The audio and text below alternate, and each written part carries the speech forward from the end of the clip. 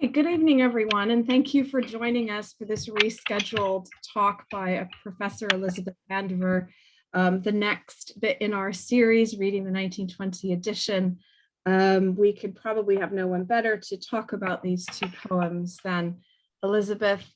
Everyone should probably know by now her wonderful book, Stand in the Trench, Achilles, Classical Receptions in British Poetry of the Great War. So she is the best person to really be talking about, especially Dulce, Decorum Est. She is currently editing and co-authoring the first in a series called the Oxford Classical Reception Commentaries, which we all await with great excitement. She is, of course, the Clement, Biddle, Penrose Professor of Latin and Classics, Emerita. Wonderful title. And I'm really delighted that not only is she able to speak to us tonight, but has been so gracious as to reschedule after the slightly technical, huge technical debacle in August. So without further ado, I'll welcome Elizabeth, please. Thank you, Jane. And could you start the screen sharing for my presentation, which Jane is going to be running for me, so that I don't have to try to walk and chew gum at the same time. Thank you all for being here, and especially for coming back this evening after the technical troubles of last month. And I'm also very grateful to the future speakers in the series who have agreed to postpone their own talks by a month so that we could reschedule this one for today. I have to say that it is rather daunting to try to talk about these two poems in only 45 minutes. Obviously, I can only touch on a couple of points about each of them, and there are many other angles that I can't cover, but perhaps the discussion will be able to pick up a few of those. In my previous thinking about Owen, I had never really considered this pair of poems together in relationship with one another. One thing that these sessions on the 1920 edition have really brought out for me is a realization of how carefully Edith Sitwell ordered the poems, which has allowed me to see correspondences and parallels that I had never noticed before. That's definitely true for these two poems, which, although they are very different in form, share some key elements that I think their juxtaposition in the 1920 edition underscores.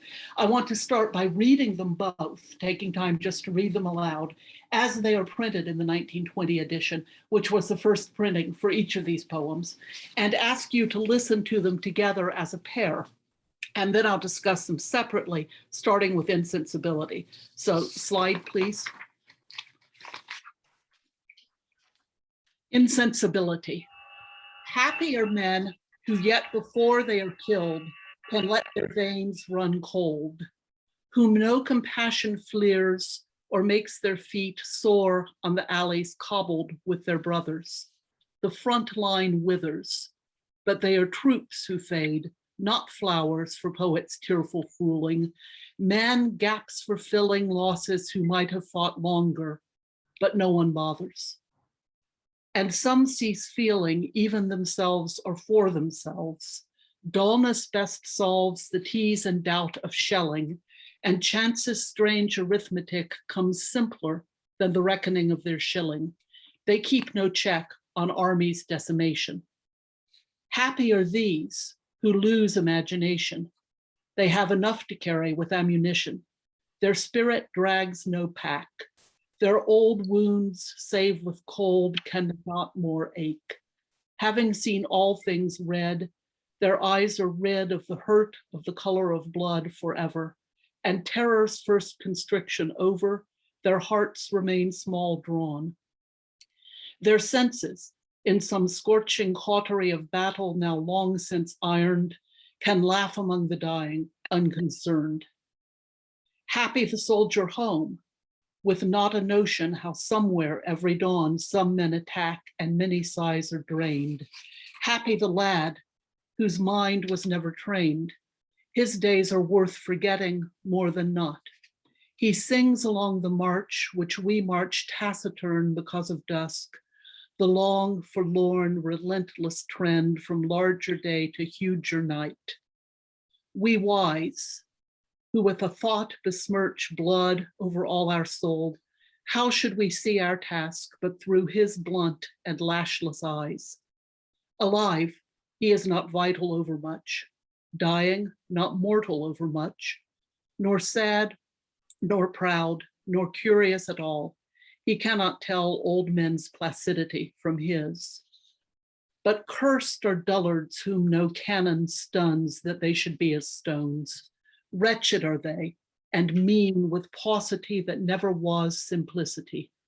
By choice, they made themselves immune to hate, and whatever mourns in man before the last sea and the hapless stars, whatever mourns when many leave these shores, whatever shares the eternal reciprocity of tears. Next slide, please. Dulce et decorum est. Bent double, like old beggars under sacks, knock-kneed, coughing like hags, we cursed through sludge, till on the haunting flares we turned our backs and towards our distant rest began to trudge. Men marched asleep. Many had lost their boots but limped on bloodshod. All went lame, all blind, drunk with fatigue, deaf even to the hoots of gas shells dropping softly behind. Gas, gas, quick, boys. An ecstasy of fumbling, fitting the clumsy helmets just in time. But someone still was yelling out and stumbling and floundering like a man in fire or lime. Dim through the misty panes and thick green light, as under a green sea, I saw him drowning. In all my dreams, before my helpless sight, he plunges at me, guttering, choking, drowning. If in some smothering dreams you too could pace behind the wagon that we flung him in and watch the white eyes writhing in his face, his hanging face, like a devil's sick of sin, if you could hear at every jolt the blood come gargling from the froth-corrupted lungs, bitten as the cud of vile, incurable sores on innocent tongues, my friend, you would not tell with such high zest to children, ardent for some desperate glory, the old lie, dulce et decorum est pro patria mori. When we read these two poems as a pair, it's obvious that they are very different in form.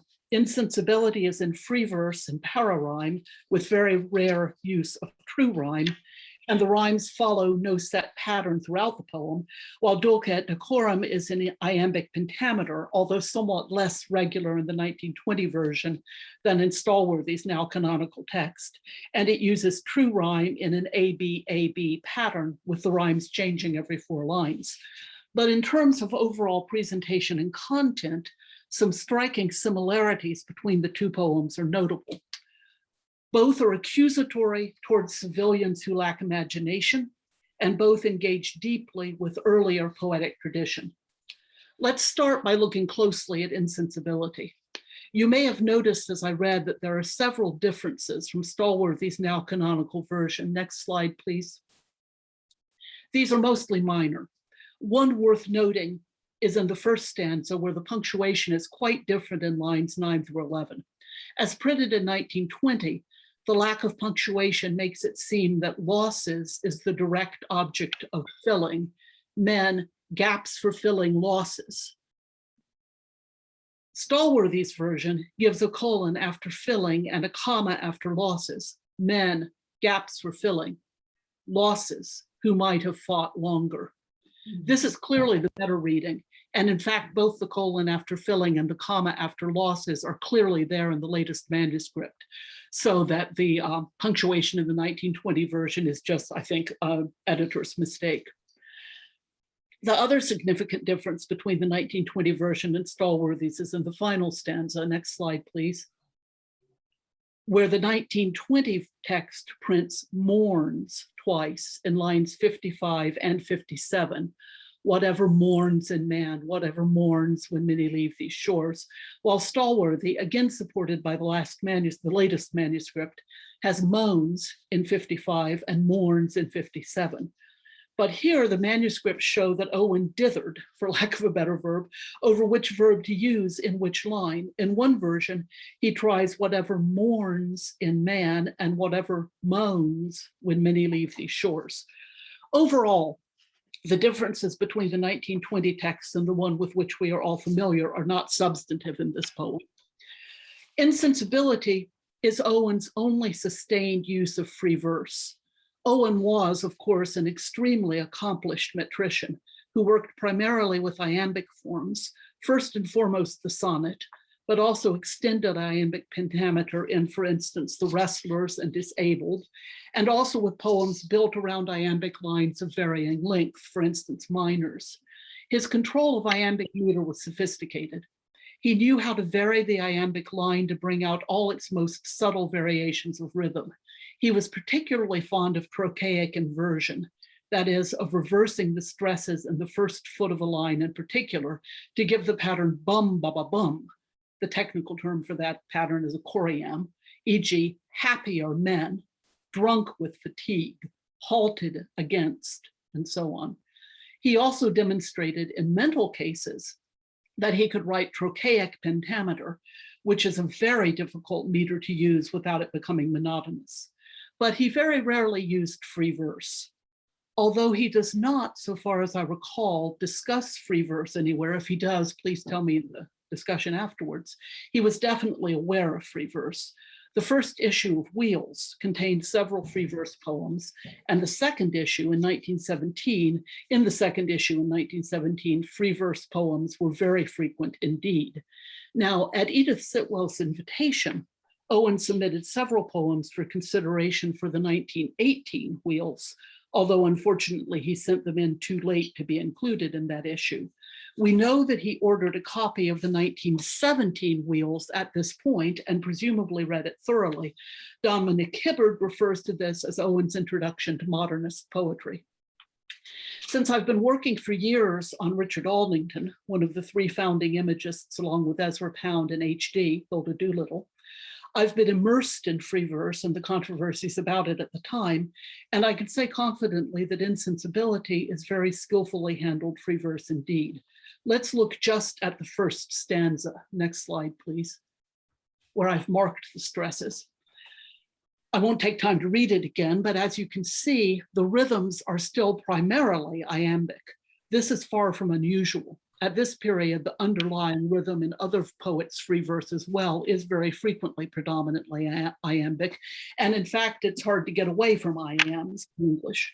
But as you can see just by glancing at the stresses I've marked in this stanza, along with strongly iambic lines, Owen also includes complex rhythms such as soar on the alleys cobbled with their brothers, and short lines whose heavy stresses disrupt the iambic pattern.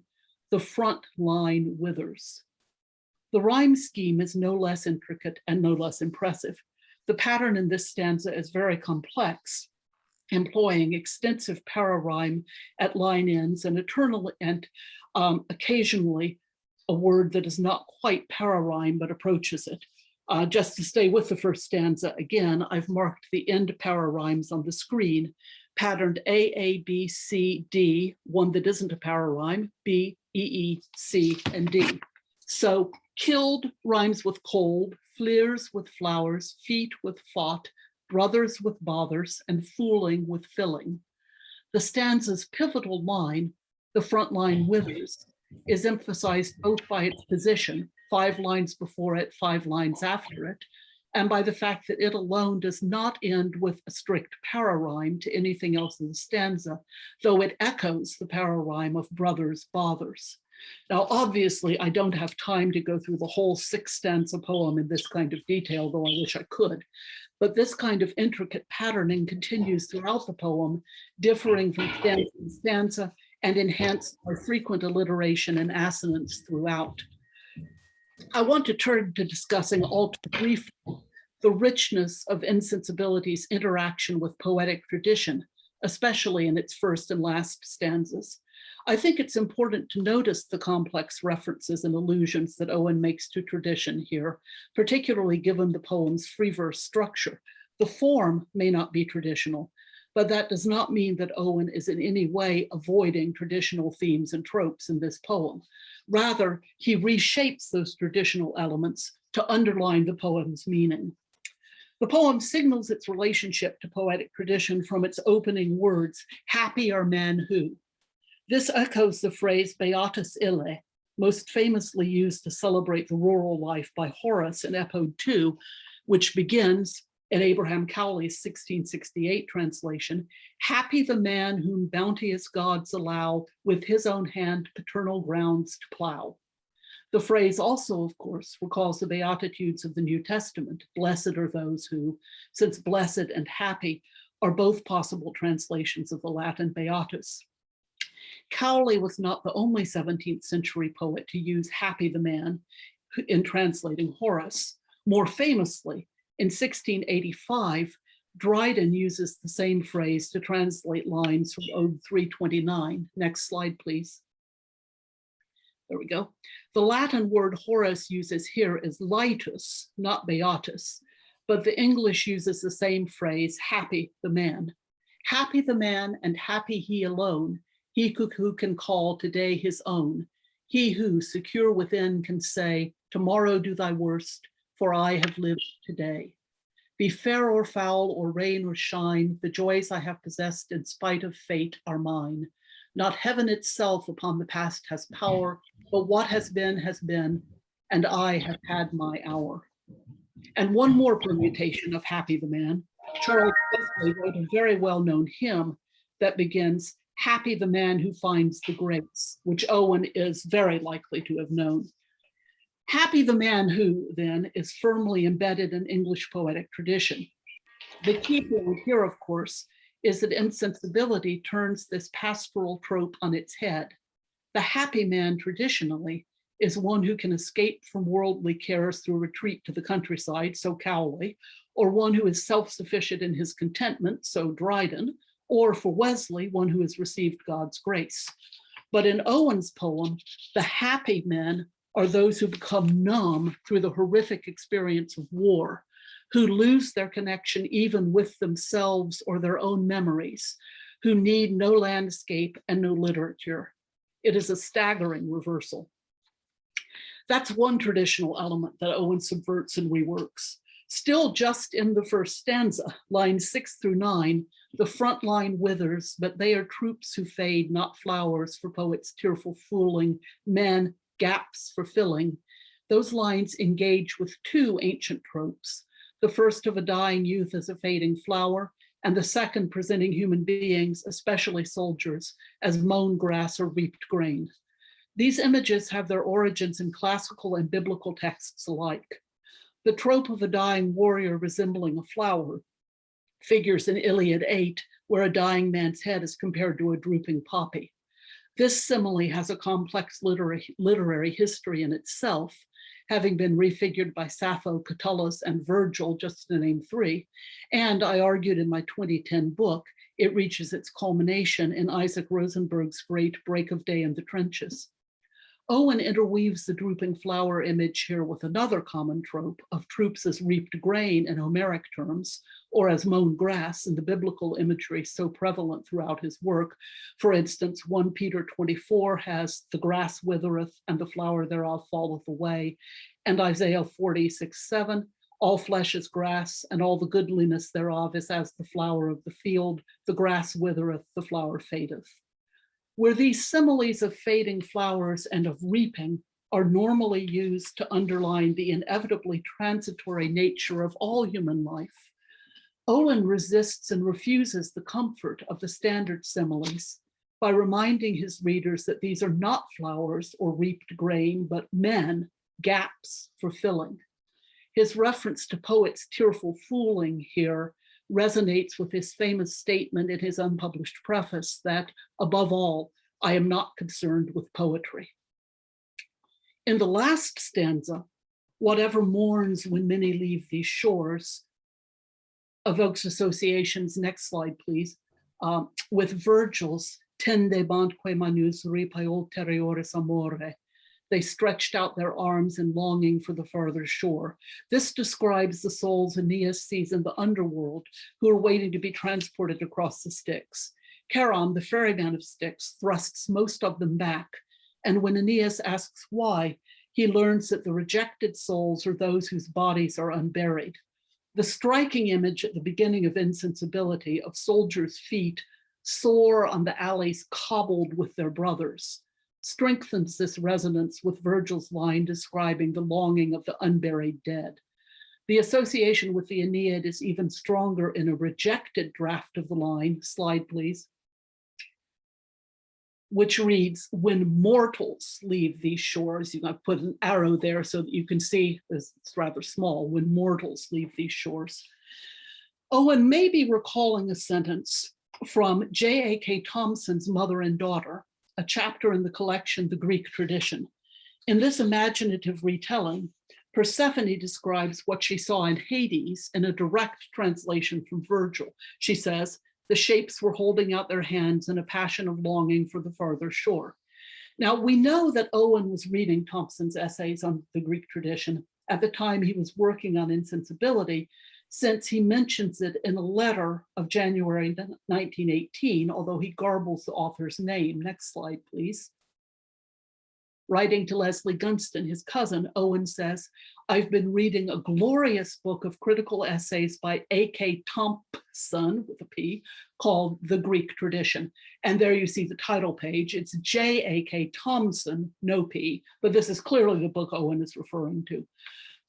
To return to Insensibility, lines 58 through 59, whatever shares the eternal reciprocity of tears, reflect crucial scenes from both the Iliad and the Aeneid. In Iliad 24, the resolution of the entire epic depends on the reciprocity of tears between Achilles and Priam, as each man mourns for his own beloved dead. In the Aeneid, next slide please, Virgil remodels this scene of reciprocal mourning into Aeneas's own tears as he imagines the tears of others.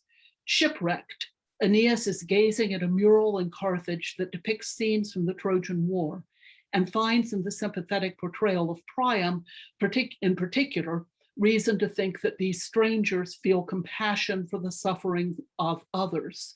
Sunt lacrimae rermet mentem mortalia tangent, one of Virgil's most untranslatable lines. I've given a clunkily literal translation on your slide. The great Virgil scholar R.D. Williams renders it as, here too there are tears for human happenings and mortal sufferings touch the heart. In context, the lacrimae rerum, the tears of things, are less a comment on the underlying sorrows of all existence, as the phrase is often taken to mean, than they are a comment on the ability of human beings to feel for one another across distances of location and culture. In Owen's poem, this is reshaped into the eternal reciprocity of tears. And again, next slide, please. A draft makes the connection clearer, since as you can see at the bottom there, Owen tried out the phrase, the eternal reciprocity of mortal tears.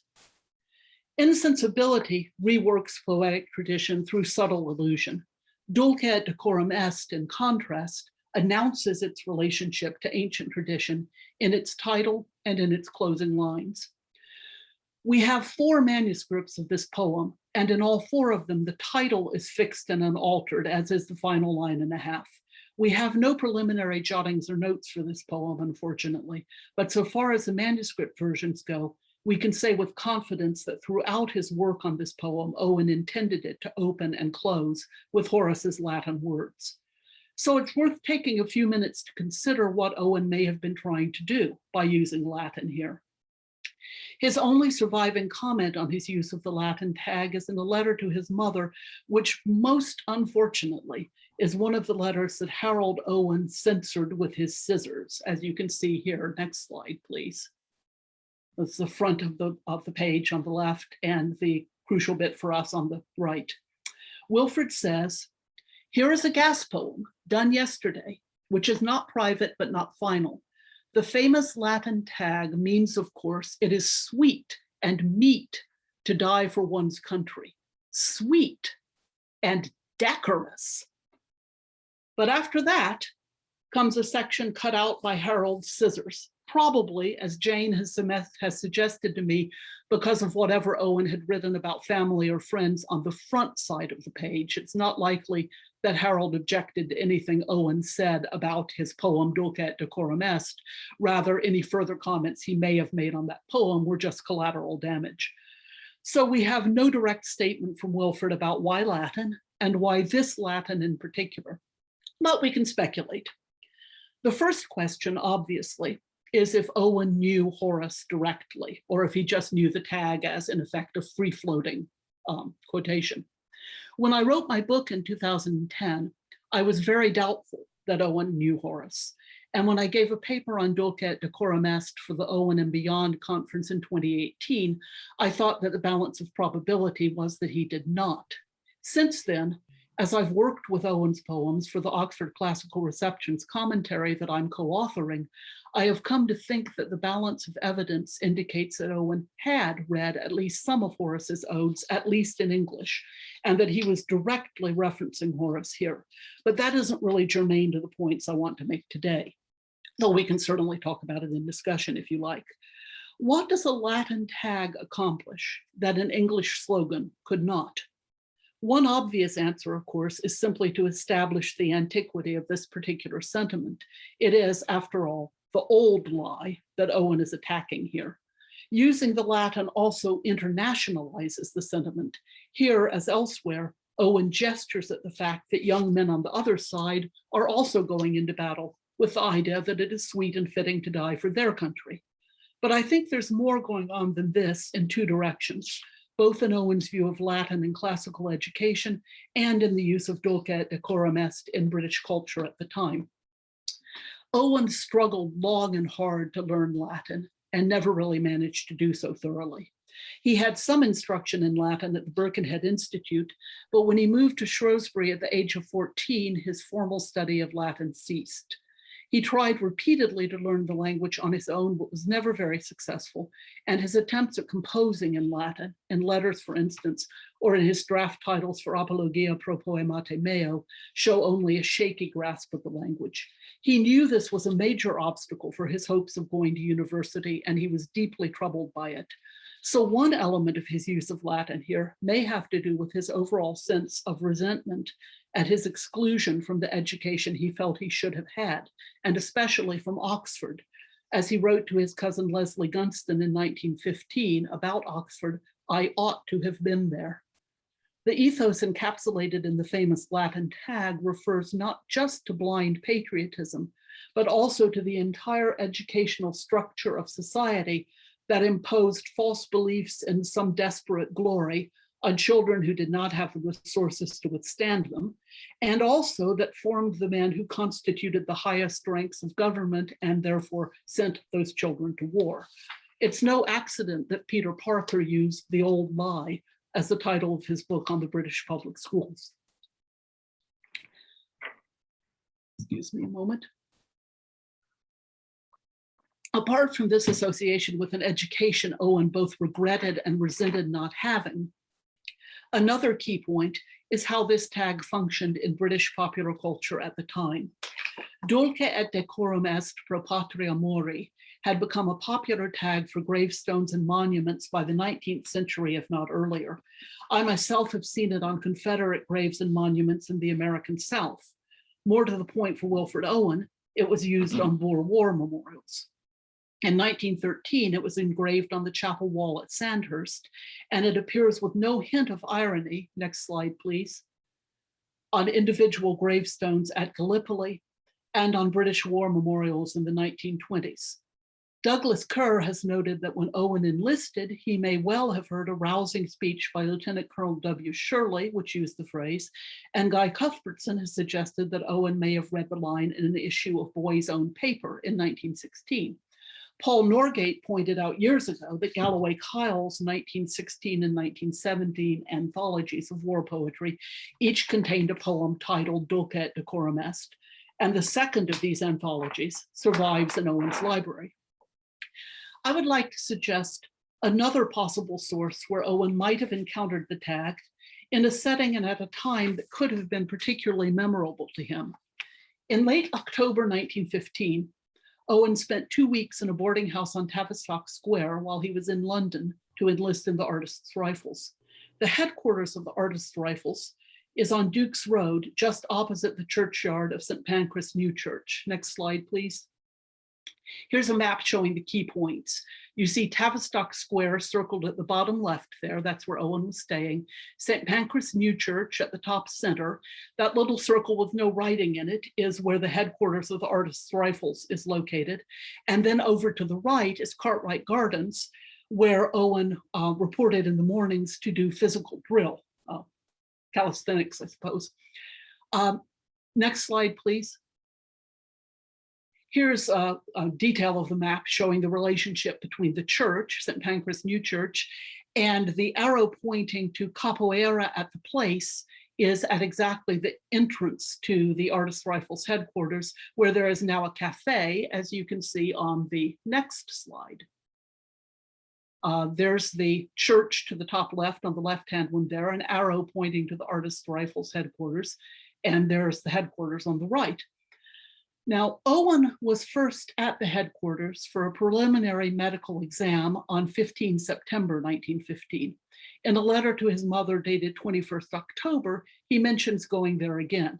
The door today looks very much as it must have done when he saw it. Next slide, please. The two figures in the medallion are Mars and Minerva, by the way. Owen does not mention St. Pancras Church in any of his extant letters from this period, but he must have noticed it. Someone standing in the doorway of the headquarters and looking across the road, next slide, sees this view. Notice the visibility there of one of the church's two famous caryatid porches. And next slide, please. There's a slight close-up on the left, and on the right, I've moved around to the other side of the church, and you can see, looking across the porch that way, you can see in the bottom right-hand corner, the window of the Artists' Rifles headquarters building. This porch, modeled on the Athenian Erechtheum, is an architectural feature that could well have drawn Owen's attention to the building, given his strong interest in classical statuary. If his interest was piqued, and if he went into the church, next slide, please, he would have seen in the vestibule a memorial, which you can see there over the notice board. And next slide. The lighting was bad when I took this picture in 2018, but you may be able to make out Dulce et Decorum est at the top, just above the inscription proper. If not, you can see it in my transcription. The City of London, Imperial Volunteers, Dulce et Decorum est pro patria mori, in memory of Alfred Frederick Cleave, and so on. He died in 1900, aged 22 years. Now, there is no direct evidence that Owen saw this memorial, but I find it an intriguing suggestion that he could have, especially given that Cleave's age is listed as 22 years, and Owen was 22 when he enlisted. If he saw the memorial, that's the kind of detail that is likely to have struck him and to have lingered in his mind. In any case, whether or not Owen saw this memorial or any of the other possible sources I've mentioned, those sources remind us how fully the tag Dulce et Decorum est pro patria mori was embedded in contemporary British culture as a standard form of praising and commemorating and commending death in battle. The shock value of his poem would have been proportional to the frequency of that use of the Latin phrase, and I think would have had an impact that is hard for us to recapture imaginatively, since most of us know the phrase through Owen first and foremost. I want to conclude by highlighting a paradox Paul Norgate identified in his article, Five Nines and Gas Shells, in the Wilfred Owen Association Journal in 2020. Here's the paradox. Dulce et Decorum est is one of the best known English poems of the 20th century, but when one looks at the manuscripts, one sees that this is clearly and undeniably an unfinished poem. One line in particular, line 8, is especially problematic because it is crucial to the poem's meaning, but is without question unrevised. And I want to present this as a kind of challenge for us to engage with in discussion. To see what the issue is, let's look again at the 1920 printing of Dulce et Decorum est side by side with Stallworthy's version. Next slide, please. Before we look at line 8, a couple of observations. The 1920 version gives us a poem that lapses on 3 occasions from fluent iambic pentameter, in line 8, again in line 23, and in the final half line. In Stallworthy's version, Only the final line, the culmination of the poem, is anything other than complete iambic pentameter. This may not seem important, but a great deal of weight has been put on the iambic pentameter structure of this poem, especially on the idea, originally Dominic Hibbard's, that the first 11 lines lead us to expect a sonnet, which line 12 then disrupts by breaking the rhyme pattern. We'll return to that point in a moment. To see the differences, to start with the easy point, line 23, which Stallworthy prints as obscene as cancer, bitter as the cud, shows up in the 1920 edition as bitten as the cud. I only noticed that when I read this aloud the first time for this presentation, that it was bitten rather than bitter. A quick look at the manuscript for that line shows the problem. Next slide, please. Sitwell misread a very unclear R as an N. You can see there at the bottom, a vile, incurable sores, and then above that is bitter or bitten as the cud. And she simply missed the interlinear obscene as cancer a few lines up, where Owen has crossed out his lines about how the dead youth's face was like a bud and has changed to this image of cancer and the bitter cud on innocent tongues. Blunden in 1930 corrected bitten to bitter, but left the half line. I think there's no doubt that Stallworthy's version clearly reflects what Owen's latest intention for that line was, the interlinear obscene as cancer, followed by bitter as the cud, and then the vile incurable sores. So I think we can be confident that Owen wanted line 23 to maintain the regular iambic pentameter of the rest of the poem. But what about line 8? Well, let's look at the manuscripts. Next slide, please. In the earliest manuscript you have, that's rather small, I don't know if you can see it or not, but in the earliest manuscript we have, line 8 appears as of disappointed shells that dropped behind, perfectly fine iambic pentameter, thanks Jane, of disappointed shells that dropped behind. And look at what follows, 4 lines introducing specifically gas shells somewhere near in front. Next slide, please. In the next manuscript that we have, disappointed shells are tentatively replaced by the familiar tired out stripped 5 nines, and the 4 lines describing gas shells are repeated. The 5 nines, which as Paul points out in his article are German artillery shells and not gas shells, are dropping behind. The gas shells are somewhere near in front. Next slide, please. In the third manuscript, we have the same sequence. Tired out stripped 5 nines drop behind the soldiers, and then come the 4 lines describing gas shells in front. And notice that in this version, Owen has changed the spacing so that we have 8 lines, a space, another stanza of 8 lines, a space, and then 4 lines, followed by the final stanza addressing the reader directly. In this version, therefore, the somewhere near in front is very closely linked to the exclamation gas, gas that follows. They form one 8-line stanza, and there's no expected sonnet lurking here. Then finally, we get to the latest manuscript, the closest thing we have to a fair copy and a final version. Next slide, please. And here, things suddenly change. The sequence appears to be that Owen crossed out 5 nines and wrote gas shells under it, which would have given the metrical line of tired out stripped gas shells that dropped behind. But then he crossed out tired out stripped gas shells and wrote under those words, gas shells dropping softly. However, he did not cross out the final 3 words that dropped behind. So what we're left with in his handwriting is of gas shells dropping softly that dropped behind. Clearly, he didn't mean that. Sitwell and Blunden print a compromise version of gas shells dropping softly behind. This preserves the rhyme with blind, but it isn't a metrical line. It could be easily turned into a metrical line by adding a 1-syllable word after softly. Of gas shells dropping softly close behind would do nicely, but alas, Owen did not write that. So one option is to leave the line oddly and atypically ametrical, as Sitwell and Blunden do, but to preserve Owen's rhyme scheme. Another option taken by Day-Lewis as well as Stallworthy is to default back to "of tired out script 5/9s that dropped behind." This preserves the meter and the rhyme, and also gives us that apparent expected sonnet that Hibbert and others have written about, because when the following 4 lines about gas shells are excised, as Owen does on this manuscript, we're left with a 6-line stanza that looks like the sestet of a sonnet. But this reading requires us to ignore that Owen himself rejected those tired out script 5/9s very clearly in the latest manuscript we have. Paul has suggested a third way, to print the half line of gas shells dropping softly, followed by a dash. This could be effective, certainly, in highlighting the shock of gas, quick boys. And it also, alone of the proposed readings, recognizes that Owen's earlier versions had the gas shells dropping in front of the soldiers. But Paul's version loses both meter and rhyme, and so disrupts what is otherwise a very regular poem in both those aspects.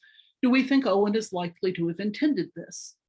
Or should we just admit that we do not have a finished version of Dulce et Decorum est, and say that he clearly would have done something else with this line, but we can never know what? Well, there was much more I wanted to say, including to discuss Paul's discovery that Owen wrote "the trudge" rather than "to trudge" in line 4 on the latest manuscript, but I'll have to leave it at this. I'd like to get your thoughts on the implications of these manuscript readings. Dulce et Decorum est is probably Owen's best known poem and one of the best known English poems of the 20th century for that matter. And yet the version we all know is a version that he never saw. What should we make of that? And if someone else were to edit Owen's poems again at some time in the future, what should that editor print for line 8? I welcome your thoughts. Thank you.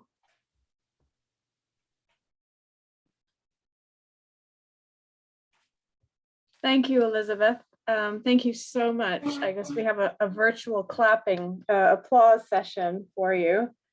Thank you. And that was amazing and really illuminating and yeah, incredible. Thank you so much. Thank you. I think rather than have chair's privilege, I will open it out to the floor. So if anyone would like to, I can't see everyone on my screen. So if you have a question, please sort of unmute yourself and launch in. Nobody? Nobody? Yes, Lorna. Yes, thank you so much, Elizabeth. You know, I'm absolutely reeling. I'm going to spend, you know, the rest of the evening going back over these poems, I think. I just wanted to ask you a question about, as it were, the research that's been done into processes of editing historically. It seems to me there are, and I mean, it's a subject on which I'm totally ignorant. You know, I Unfortunately. But it seems to me that potentially it's very interesting as to the context in which successive editors are working. You know, whether they're working against a particular tradition of editing and trying to make innovations, or whether the whole context of their own learning and what they're trying to achieve is actually governing some of their decisions, and also whether there's the extent to which there's a process of consultation that editors go through, you know, as in other branches of scholarship, and what that entails. I mean, do you think there are any of those issues that might be germane to the question of Owen's text that you've introduced us to? Oh, I think there's certainly that's germane. Unfortunately, I don't know much about it. Paul Norgate, who is here, I'm glad to see, has been working very much with the manuscripts and may know more about the whole editorial process. In fact, undoubtedly knows more about the whole editorial process than I do. I would say that certainly with Owen, and please anyone else jump in and correct me or add to this, but I would say that with Owen, particularly for the 1920 edition, there was the very contested question of ownership of his reputation, by which I mean his mother wanted to protect her view of him as the pure, unsullied, traditionally and orthodoxically evangelical son whom she thought she had reared. She also, to give her credit, where it is very much due, excuse me, wanted to see his poems in print. Siegfried Sassoon, who was really instrumental in getting his poems in print, wanted to preserve equally his image of his Wilfred, who I won't go into any details, but undoubtedly was very, very different from Susan Owen's Wilfred. Edith Sitwell undoubtedly had her own agenda or her own goals in editing Owen. And of course, she was his first publisher, not just with the 1920 edition, but with the 1919 edition of Wheels, which was dedicated to his memory and printed, was it 7? Help someone, 6, 7 of his poems, including the first printing of Strange Meeting. Yes. So you have those, I don't want to say conflicting, but those varying views of whose Wilfred is going to be put before the public eye, and how are we going to construct him, how are we going to constitute him. And added to that is the sheer chaos of his manuscripts. I mean, they're bewildering to look at now for us when we have Stallworthy's work and we think we know the order they were composed in, and we have them all neatly cataloged, and we can bring them up online and look at them and magnify them and so forth. For Sassoon, who worked closely with Sitwell, and Edith Sitwell, looking at what was basically, I suppose, a sack of papers dumped on their desks and trying to construct the poems that we have out of those, it was an astonishing task. And I think we all should give a great deal of credit to all of Owen's editors, Sassoon, Sitwell, Blunden, Day-Lewis, Hibbard, and Stallworthy, who I have no doubt were all trying their utmost to reflect what he would have wanted done or might have wanted done with his poems. But that last conditional phrase or modal phrase is very important, because so many of his poems, including some of the greatest ones, I'm thinking here particularly with Exposure, are really just rough drafts with crossing outs and rewritings and crossings outs and rewritings. And the fact is, we don't know what, had the war ended, as Harold Owen memorably says in Journey from Obscurity, had the war ended only a week earlier and Owen had lived to revise his own work, would Exposure look anything like it now looks? What would line 8 of Dulce et Decorum Est have turned out to be? There's no way to know. So I'm going on too long on this, I know, but each editor's version has to be implicated by that editor's guess as to what Wilfred would really have meant. That's always true with any editor of a disputed text, I suppose. But here, I used to love showing the manuscripts to my students. They would get extremely indignant and some of them almost distraught as they realized that there really isn't a text. We don't really have Wilfred Owen's poems. We have reconstructions, with the few exceptions, of course, of the ones that were published during his life, the greatest of which I think is probably Futility, and the few that are copied out in fairly neat, fair copies.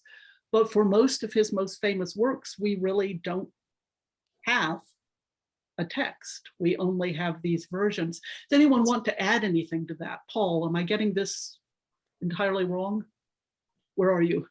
I'm here. There. On my screen, I'm at the top left. I don't know where I am on yours, Elizabeth. Thank you very much for that fascinating presentation, Elizabeth, and for your kind comments about my work. It's intriguing, isn't it? I mean, I don't claim to be in any way an expert on the professional aspects of editing as an art in itself. I mean, Owen's editors clearly were professionals in one sense, in that nearly all of them were poets in their own right. Yes, that's very important.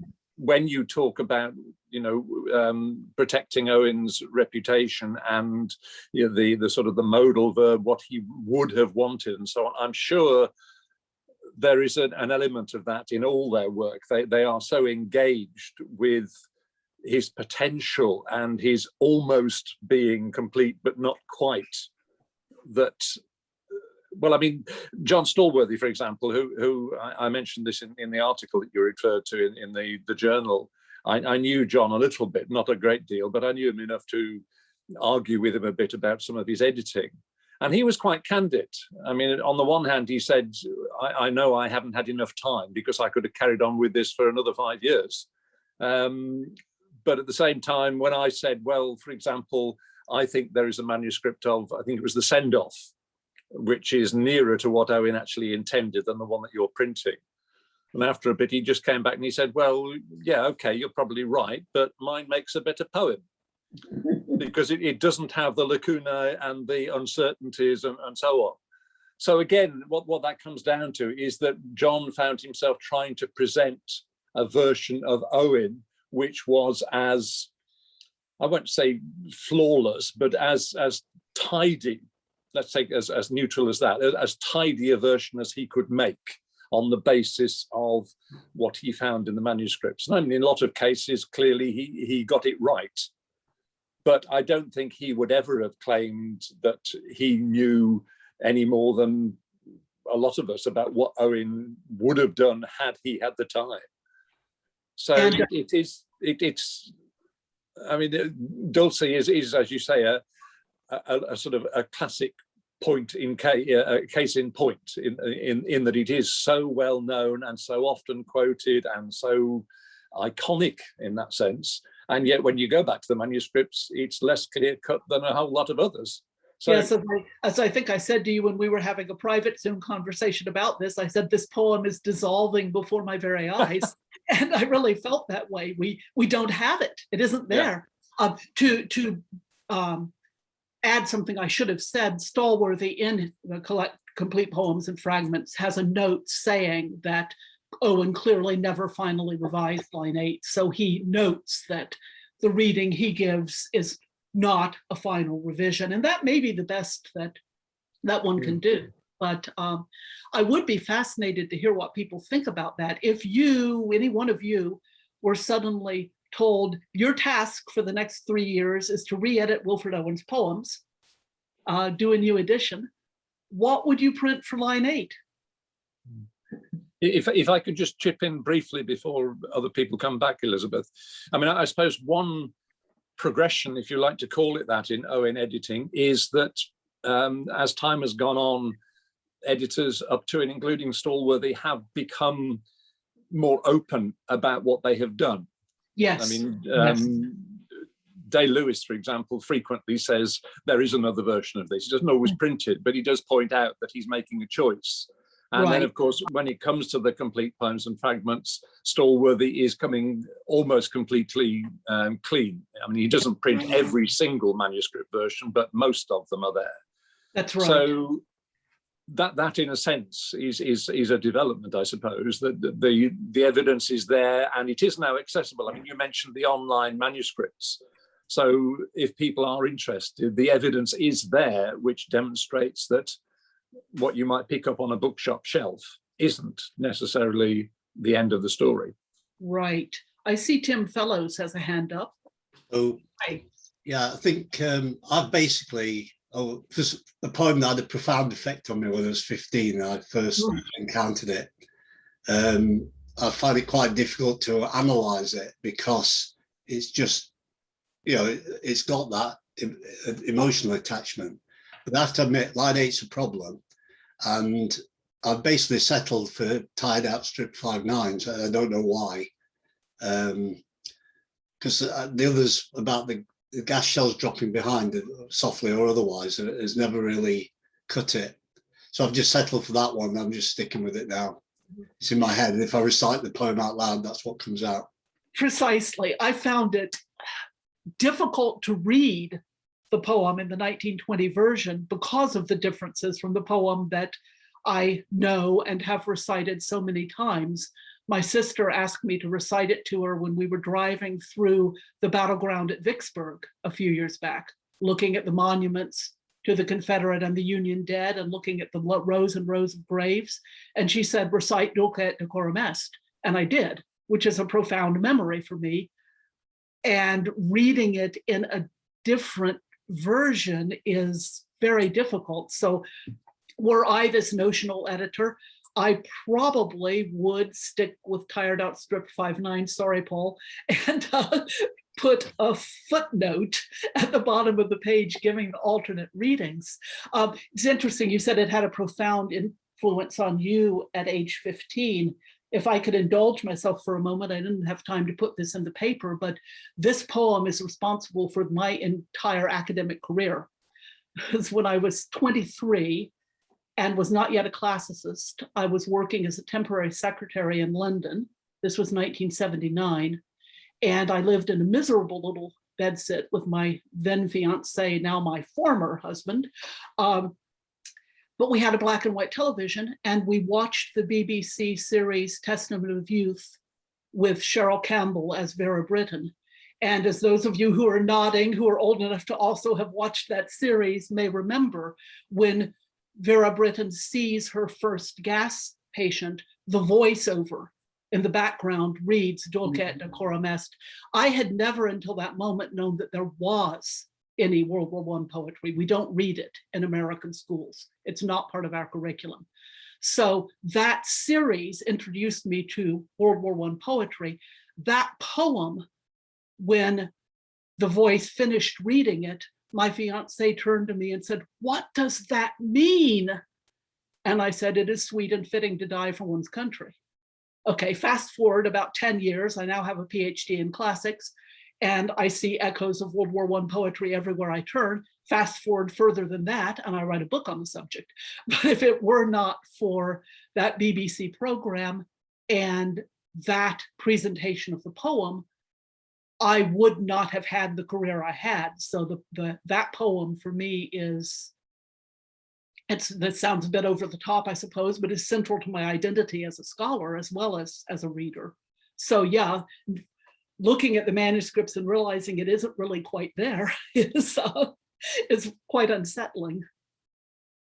Yes, I'm with you about that. I think that our British friends don't quite realize how important masterpiece theater was to Americans in the US and getting British drama. That's how we got all of that wonderful stuff. And Testament of Youth was my introduction. Was it? As well. Absolutely. I say in the opening of my book, it was that series that got me hooked, and it led me to Owen, and then led, onwards. And so right. I could lead me to a Smith's bookshop where I got Up the Line to Death, Brian Gardner's anthology, and the paperback of Testament of Youth. Do you have the one with Cheryl Campbell on the front? Do we have the same edition? Oh no, I have a different edition. That's okay though. That says mine is like crawling apart. 1979. Yeah. Great. Any other comments? Because I'll go on. I'll talk forever about watching Testament of Youth. But yes, Mark Cardell. Hi. I don't really know whether this is a meaningful point, but it does occur to me that poetry must very rarely be edited by persons other than the original author. But in the first half of the 20th century, actually people in this country at least will have been very familiar with the experience because of the amount of editing that went on of classical texts. Yes. At the end of the 19th century and the beginning of the 20th. Yes, absolutely. Absolutely. And that certainly, that resonance is often in my mind because working with Owen's manuscripts is very reminiscent of what classicists confront. When I'm teaching or was teaching, I'm retired now, but when I taught Homer or Virgil or Horace or whoever else, Classical texts come with an apparatus criticus at the foot of the page showing the most important variant readings and manuscripts. And any editor of a classical text always has to choose between variations of sometimes quite important lines. And of course, with some classical authors, I'm thinking of Aeschylus in particular, there are sections where we really don't know what the original said and have to construct the best possible version, or just throw up our hands and say, this is unrecoverable.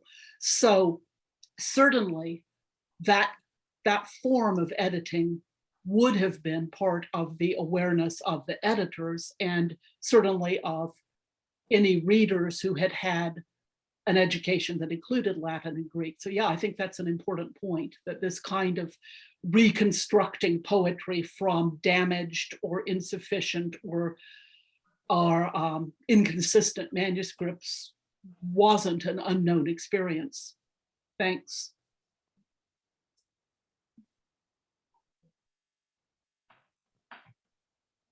Jane, you're muted. Jane, back Yeah, up. sorry, I just wanted to go back to what you said about how you got here to where we are now, and how it affected our whole life. And I remember going in a tiny back street in London and finding Journey from Obscurity. But also from what Tim said, the version that I had in school was not the 5 9s. It was the very gentle version, which was suggested to us that they were marching asleep, and they were very tired, they were very unaware of their surroundings, and then suddenly gas. Right. And I think for me that fits far better than the 5 9s. The 5 9s is something that I've come to as I've got to know a lot more about the actual practicalities of the war and the knowledge of the facts of it. But for me, I still go back to the fact that I prefer not the 5 9s. I prefer the gas shells. The gas shells softly behind. Yeah, because that's that complete change from softly and quietly and marching asleep, and then suddenly you're into this horrendous situation. Well, and I think that fits beautifully with what Paul noticed about the final manuscript that no one else has ever apparently noticed. In that final manuscript we have, in line 4, Owen very clearly, unambiguously writes, "Towards our distant rest began the trudge." And Paul, would you like to jump in on that point, or shall I go ahead? Please carry on, Elizabeth. All right, but it's your point. The difference between "we began to trudge" and "we began the trudge," I think is actually quite significant. If I say, "I locked up my office and began the trudge to the bus stop," that implies habitual action, something I've done many times. I'm familiar with it. I know where I'm going.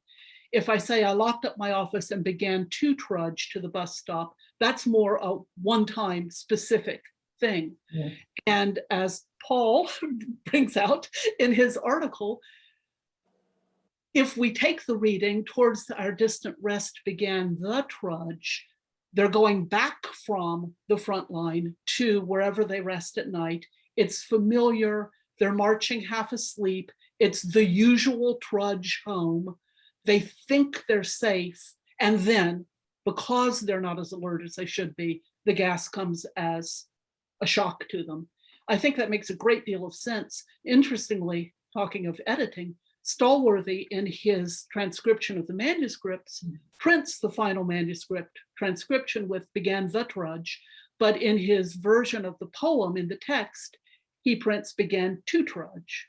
So why he did that, I don't know. But if we go by the final manuscript as Owen's last word on the poem, then that probably is an argument, Jane, for what you were just saying, Jane Backhouse, for what you were just saying about the softer version. They're tired, they're asleep, they're stumbling homeward, and suddenly, yes. And I would stick with the "to trudge." Would you? Yeah, definitely. And I've got images of trudging from school to the bus stop and hanging on to all my stuff. So yeah, I think that's really interesting in terms of how our lives have panned out since. Yeah, yeah.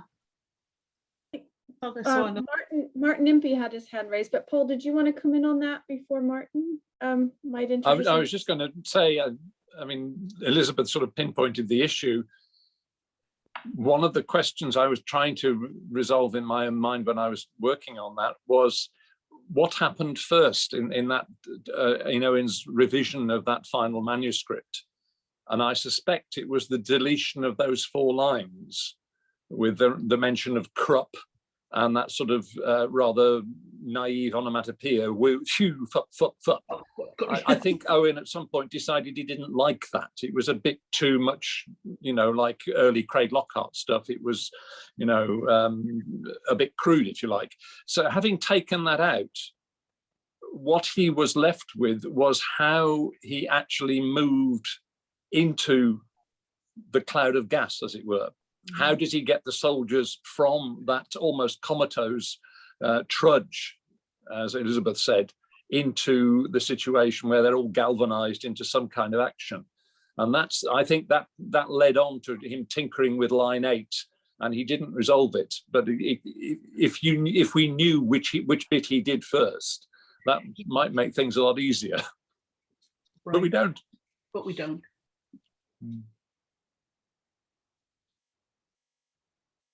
Martin Impey? Yes. Hi, thank you, Elizabeth. It's amazing, a real education just listening to you going to delve so deeply into these poems that mean so much to all of us, really. But Paul somewhat stole my thunder there with what he said, which kind of reassures me too that, you know, what I was going to say was relevant, and that was that when Jane said about how she preferred the line about gas shells dropping softly behind, I prefer the 5 nines because I think it shows and describes him more as a soldier, because I think gas shells would be a description for people that weren't there, and would be more, I think a soldier would say, oh, they're 5 nines coming over. I know that that's not the gas shells, but he would describe that situation, in my opinion, as 5 nines being an old soldier. That's kind of what he'd say there. And what Paul had said was kind of what I was going to say, was in the last, what is believed to be the latest version of, or the last version of the poem, we're faced with the description of the tired outstripped 5 nines that drop behind, but then it's changed to gas shells dropping softly. Then there's the big description about what's going to happen in front, and I think there's a nice juxtaposition there where we're taken along with the soldiers in their terrible sort of wretched state, and we're marching with them half asleep. And I think he decided to take that description, what's in front of him, so it caught us, the readers, out at the same time as it catches the subjects out. But I'm definitely a 5 nines man. Thank you. Thank you. Thank you, Martin. We have something in the chat from T to everyone. Without having personally experienced such a moment, we cannot begin to imagine the horrific shock, be it an awareness, not and or coming to awareness after what was and what had happened to these men and comrades. Yes, indeed. T, did you want to come in on that? Or offer any thoughts? Jane, it does also raise an issue which might be worth mentioning, which is that unlike many, or perhaps even most of his other battlefield poems, we have no evidence that Owen himself actually experienced any such event. I mean, there's nothing in the regimental diaries and nothing in his letters to suggest that he personally was caught up in that kind of situation. So that introduces another layer of speculation about how exactly he envisaged it himself. If he's not writing from personal experience, he is creating a narrative of a different kind.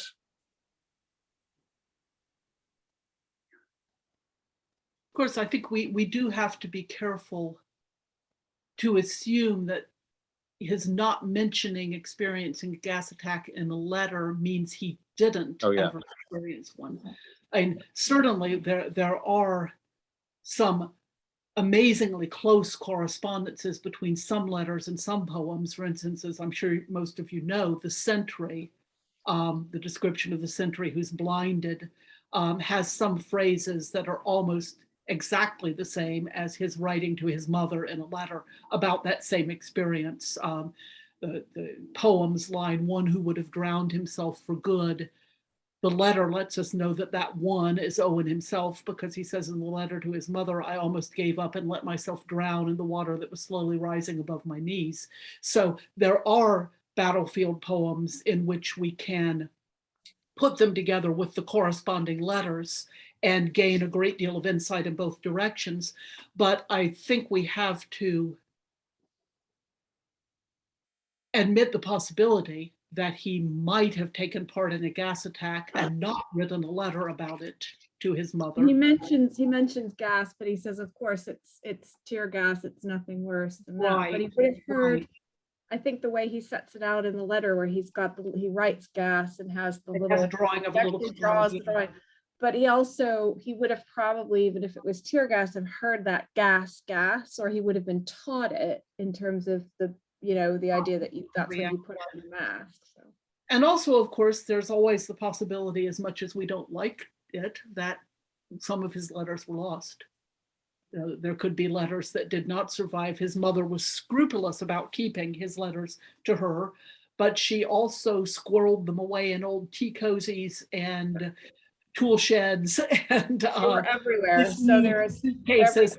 The possibility that some letters were lost is also it's more than a possibility. It's almost a certainty. Exactly. But still, Paul's point stands that this is a poem for which we have no direct parallel among his letters, unlike Exposure, Spring Offensive, The Sentry, Futility, various others where we can point to a letter and say, this is what he's writing about. Any other comments? Elizabeth, Owen, yes, well, when please. we were on the dig at Sayre, they did come across some gas canisters which hadn't been exploded or whatever they did do, although they have very thin skins apparently. We were warned not to, we had to have a windsock up, and if a gas one had been found, we had to move, and I couldn't work out which direction to move, but to avoid being gassed, and don't go and rescue anybody because you will be gassed as well. But that we did find there were gas canisters found there, but the war had been fighting in July, I think it was, before the time when Wilfrid was there. But I don't know whether it was used in July. Well, they were there. They found a whole train of them actually linked together. Wow. But that could have been for the July or August fighting. And the shed, yes, Peter and his brothers. Go into the garden, you lot, and play. And they messed around in the shed. Right. Where everything was. So heaven knows. Jack, thank you, Elizabeth. Jack Tattersall had a comment. Jack, did you want to mention it? He just put a comment in the chat about, I wonder, is the event connected to any actual event? And yeah, I think that we have to, we're not sure because it's not linked exactly to the letters, but as Elizabeth had said, some of it may have been lost. Certain letters may have been lost or whatever. So thank you. I'm conscious of time. Does anyone else have any questions that they'd like to put to Elizabeth before we wrap up? Jane, can I put in a brief commercial? Of course, Meg. Paul's point about our lack of knowledge about the precise attack was in a previous article in the Wilfred Association Journal. I'm very happy to say that although the journal is extremely late, at which I'm sorry, there is another article by Paul about the possible identity of my friend who is addressed in this poem. And I'm not going to spoil the impact by telling you, but I would like you to read it when it comes out. Well marketed, Meg. Thank you so much. Well, I suppose that given the time, we should wrap up, but can I ask you to please thank Elizabeth Vandiver for a wonderful discussion this evening. Yes, thank you very much. Presentation. Thank you so much for sharing your scholarship and your knowledge and your time. And we look forward to having you with us again for other events in this series, and potentially I'm thinking maybe something on close readings, which would be very nice. So thank you everyone for coming. Please, if you haven't joined the association, please consider doing so. I've put some links to various bits in the chat, and welcome you. Hopefully we'll welcome you for our next event on the 7th of October, when my very wonderful colleague, Dr. Neil Monroe from Oxford Brookes, will be looking at the century and the deadbeat. Dr. Monroe is head of the Oxford Brookes Poetry Center and director of the Ignition Press, and has done lots of work on American poetry, poetry written by veterans, and on commemoration of war and global reflection. All of those details are in the Eventbrite link, and I hope that you will join us in a month's time. Until then, thank you so much, everyone. Hope you have a good rest of your evening. Stay well, and we'll see you soon. Thank you again, Elizabeth.